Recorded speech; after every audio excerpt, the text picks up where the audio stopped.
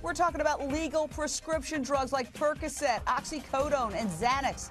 This extraordinary documentary is heartbreaking, but it explains our legal prescription drug crisis in America. The CDC says more people today are overdosing from legal drugs than illegal street drugs like heroin and cocaine. Straight out to my special guest, director of MTV's True Life, I'm Addicted to Pills, and my friend, Catherine Linton. And I'll just tell everybody, but first of all, both the people you profiled are now in recovery, so I applaud them for having the courage to tell their stories and allow you to see it firsthand. They're doing a tremendous favor to America. I opened my eyes to this, but you invited me to take a look at the screening, and I just sat down as a guest at your party, and what I saw so shocked me. I said, Catherine, you have to come on and talk about this.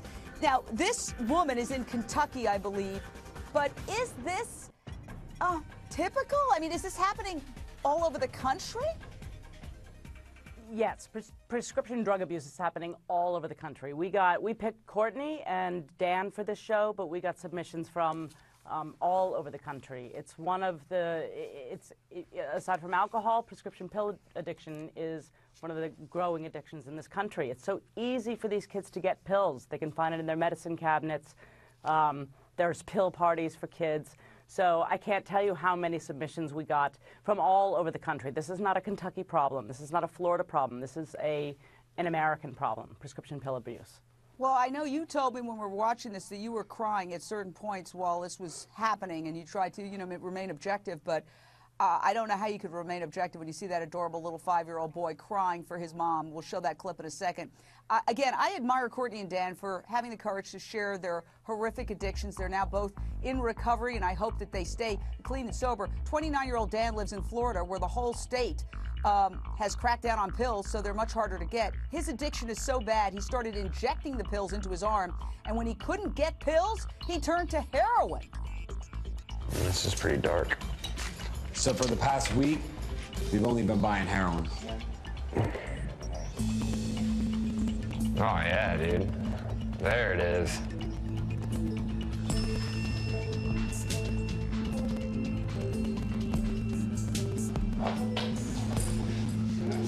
And that must have, it was stronger than I thought it was.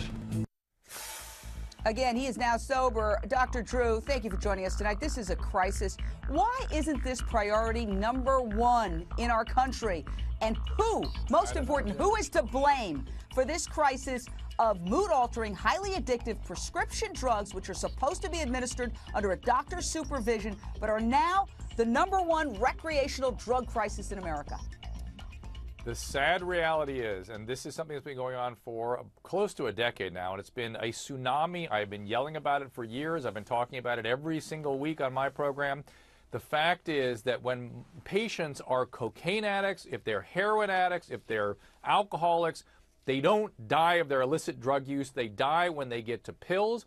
And in my case, my patients, when they die, get those pills from their physicians. They're not getting them off the street. If you give an addict opiates or benzodiazepines, I don't care who's prescribing it, I don't care how long they've been sober, I don't care what the circumstances are, that patient's life is in danger. They are likely to die. In the opening piece you just played here, 3/4 of addiction deaths now are from pills. Not cocaine, not heroin, pills. You see about it every day in the celebrity profiles. Celebrities are dying of pills. My patients are dying of pills. And it's coming, it breaks my heart to say this, unwittingly, most of it is coming from my profession.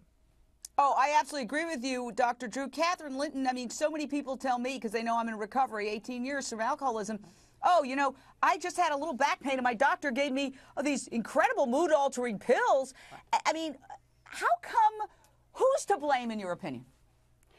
Well, I agree that doctors are very much, they're prescribing these pills without even questioning these addicts. I had so many addicts tell me that all they had to do was walk in with an old X-ray in these pain clinics in Florida and all over the country and say, and any kid in America knows what to look for to say, this is my symptom and this is how I'm going to get a pill. And these doctors are not screening for addiction. They are just giving these kids as many prescriptions as they want.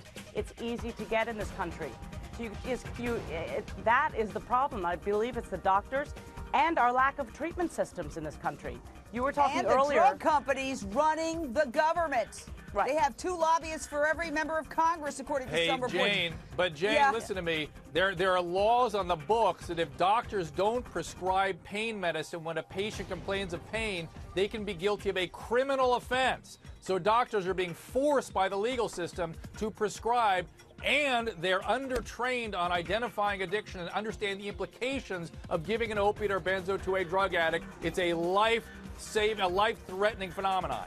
We have to leave it right there for today. We're going to cover this all week. Dr. Drew, Catherine, I hope you come back. America needs to do something about it. We're starting by talking about it. Stay right there.